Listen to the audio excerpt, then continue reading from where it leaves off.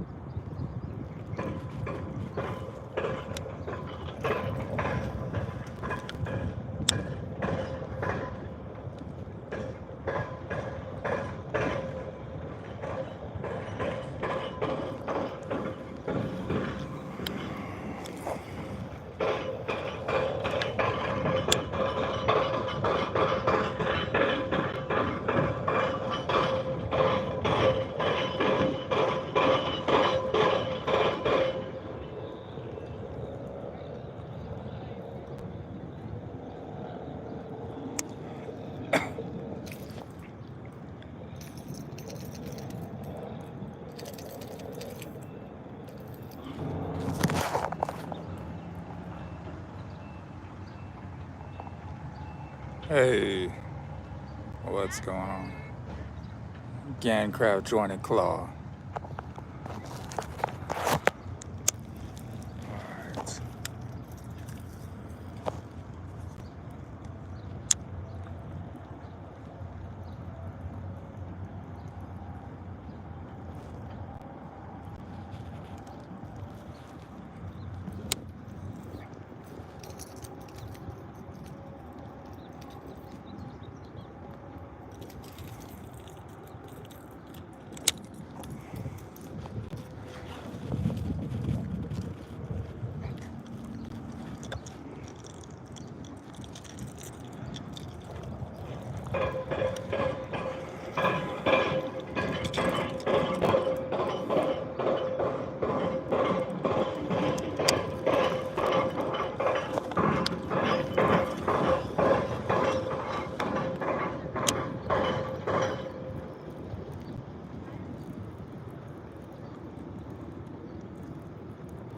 Man, this thing glides.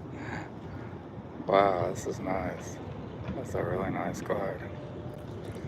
Oh, this is a really nice glide. Look at all, it's got a bunch of weights in it. And those aren't, they're supposed to be balls.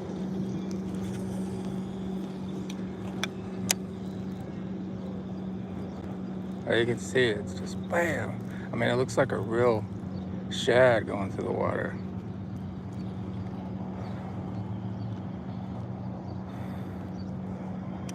And let's see if it sinks.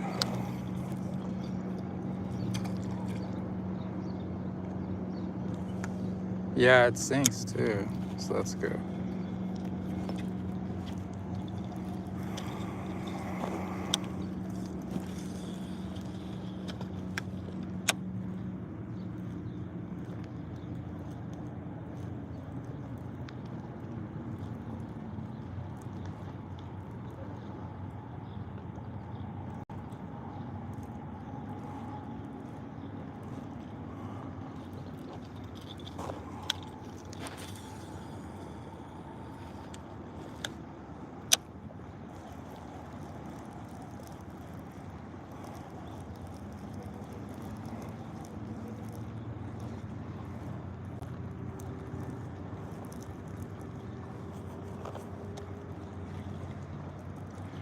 Yeah, I guess if you burn it out, it just pops up on the top.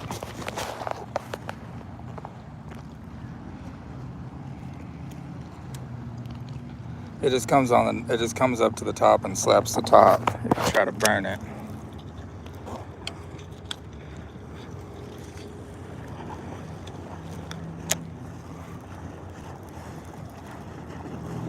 But I mean, you can burn it pretty good. So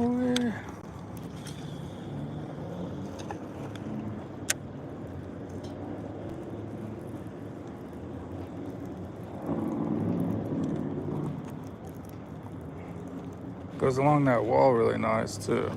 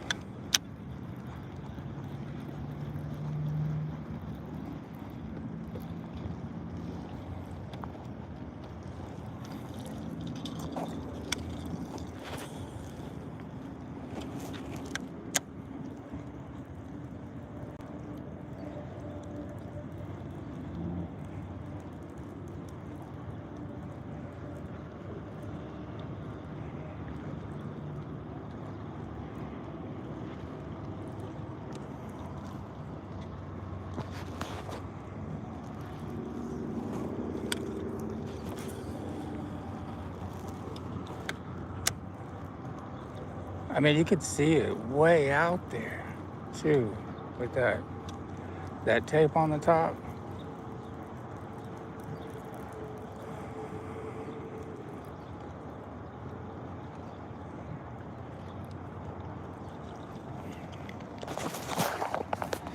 All right, well, there was a guy sitting over there in a spot where I've caught some bass, so let's go check that out.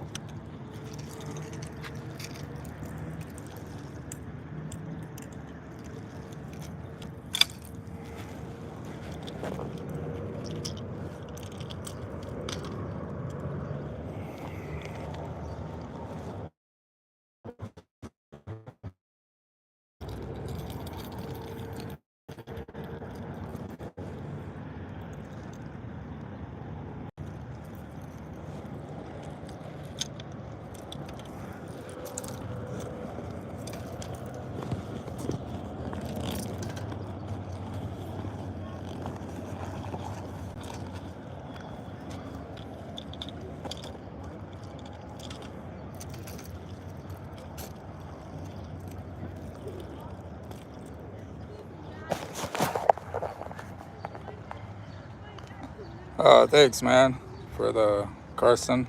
Here we go.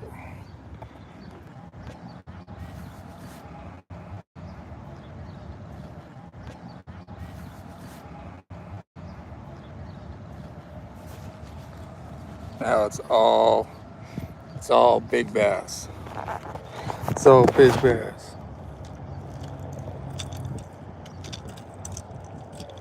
Well, if you catch something, it's gonna be big, that's for sure.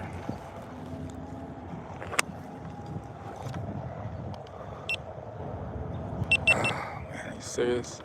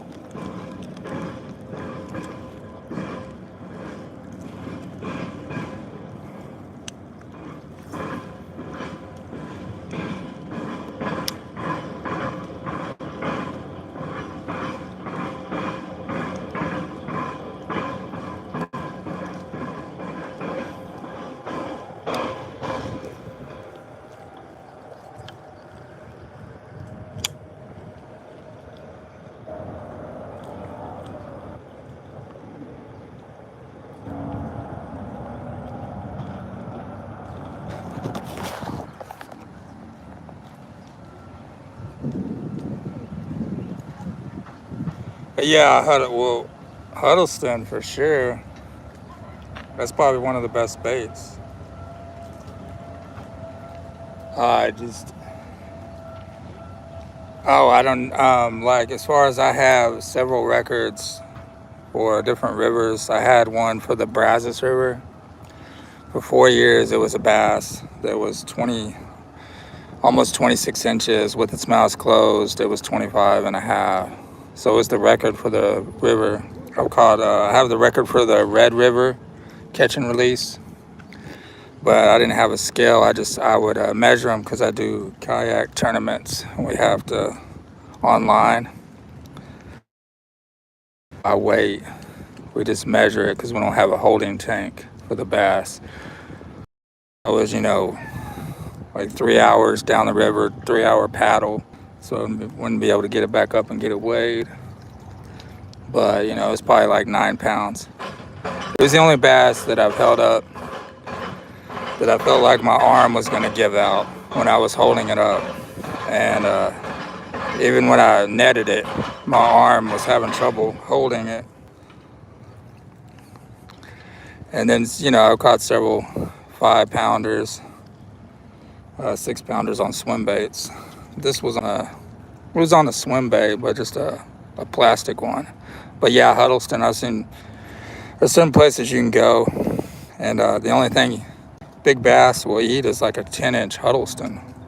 And I've seen that when I've been out swim baiting with people. So yeah, Huddleston, man, that would probably be the first choice.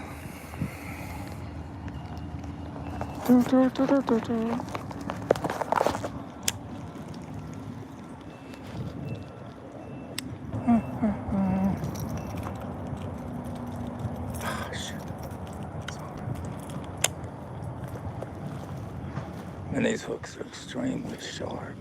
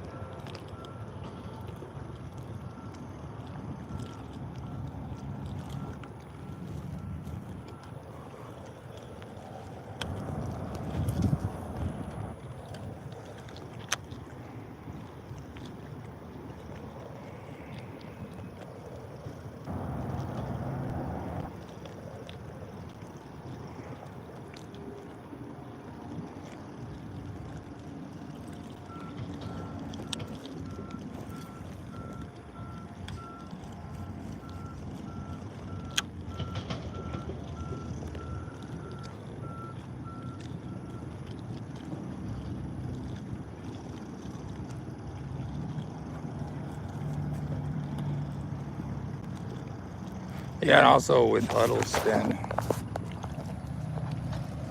the weedless Huddlestons are great.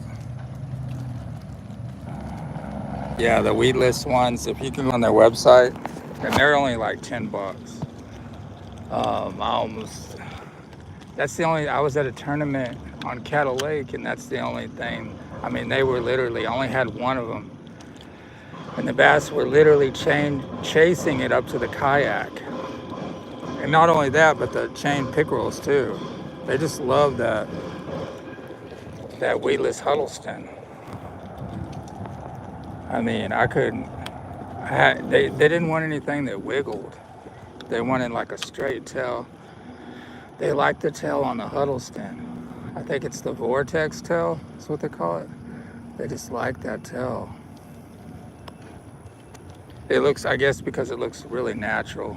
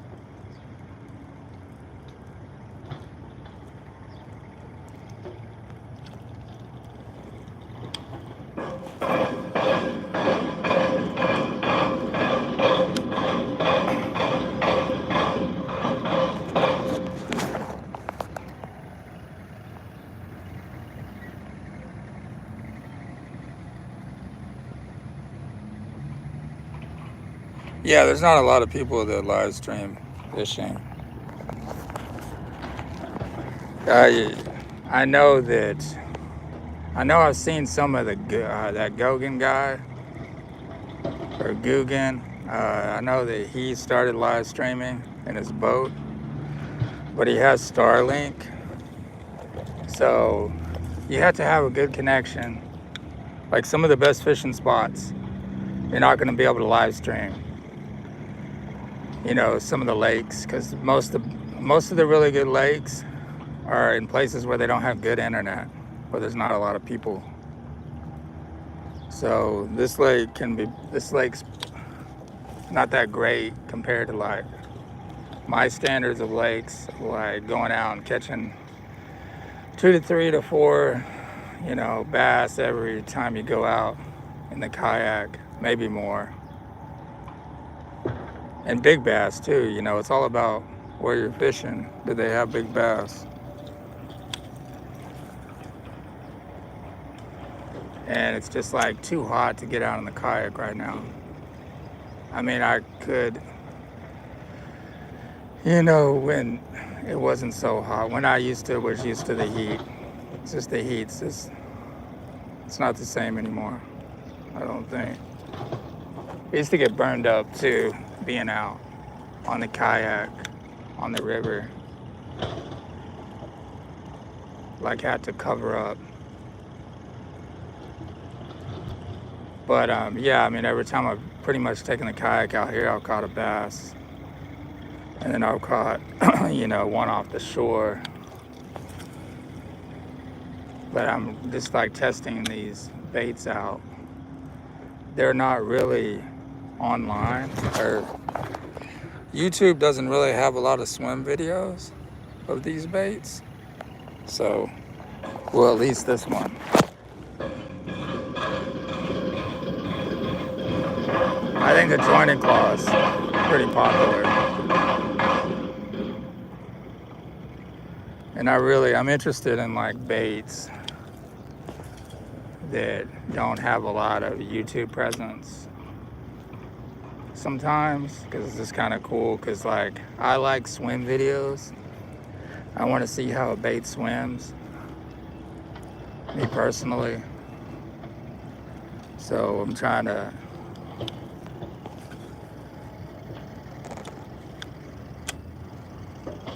I mean, I'm pretty sure people can see that I have a GoPro on my hat, and it's a better angle to be able to see the movement on the bait. And I like live fishing videos too, because I want to see like, you know, I want to see the real deal, you know? Like I don't want to just see like the highlights.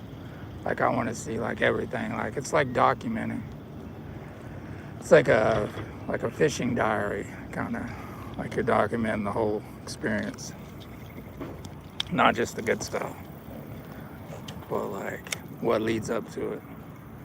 Papa, papa, papa, papa.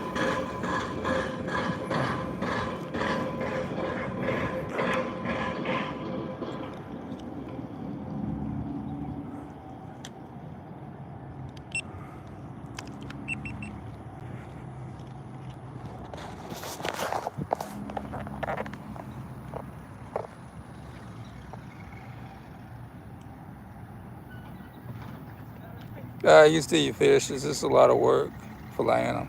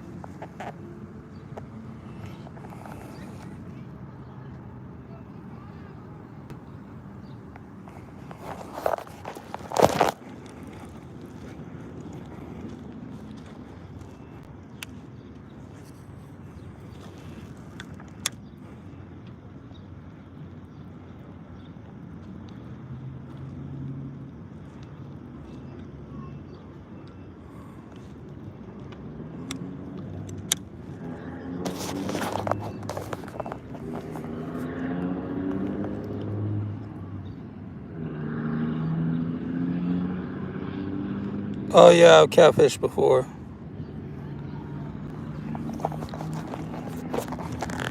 Yeah, like with catfishing, man, live bait is the best. Because if you want to catch a big catfish, you're gonna need live bait. So I used to do live bait fishing. So you need like to get you a cast net and catch your own bait. Usually out of the water that you're fishing. Not just getting minnows. Like not just going to the bait shop and buying minnows, but catching your own bait with a cast net.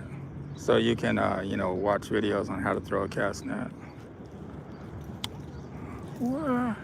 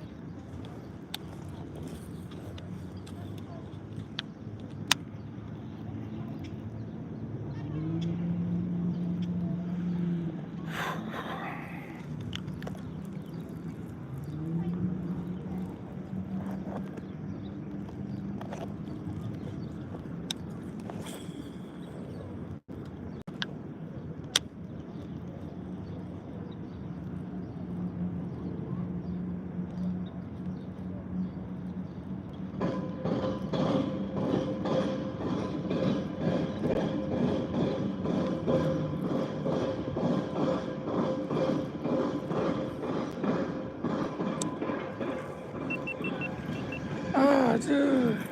What the heck?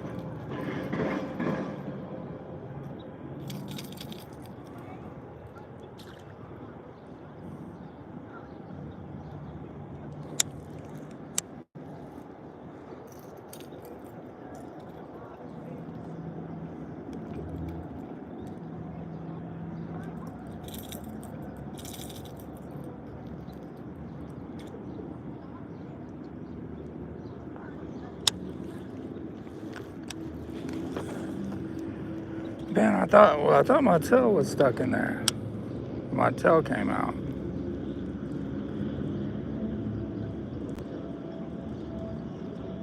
That's gonna be like a $10 part.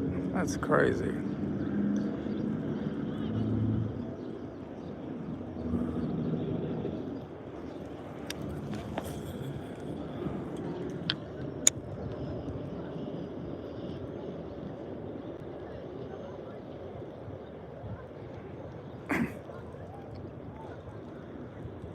These smaller ones don't have much of a glide on them.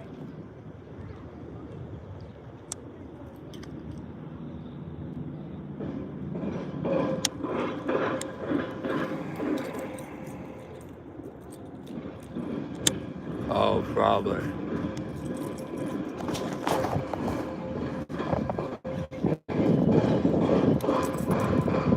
No, it's the tail came out. They might have more.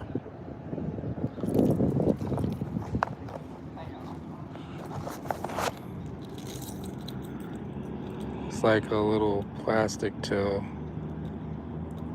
I never had one come out. That's weird. But yeah, I can just order another tail on eBay.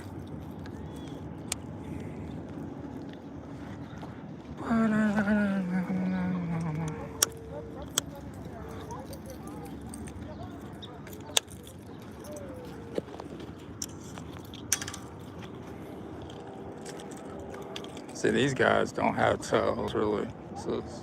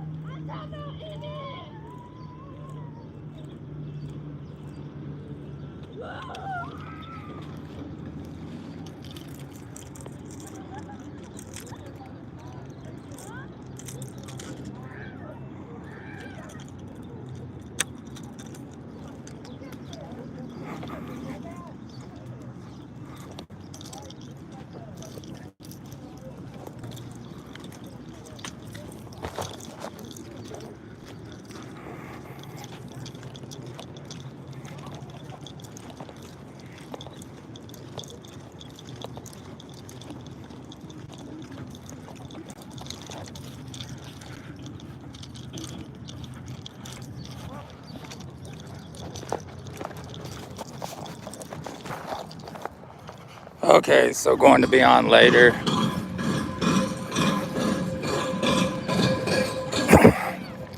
Talking about the spiritual mind war that goes on through the armor of God in Ephesians 6. Putting on the whole armor of God, the helmet of salvation, the mind war that we can't avoid, all the things that are coming against us. The mind is the battlefield. So I should do that later today.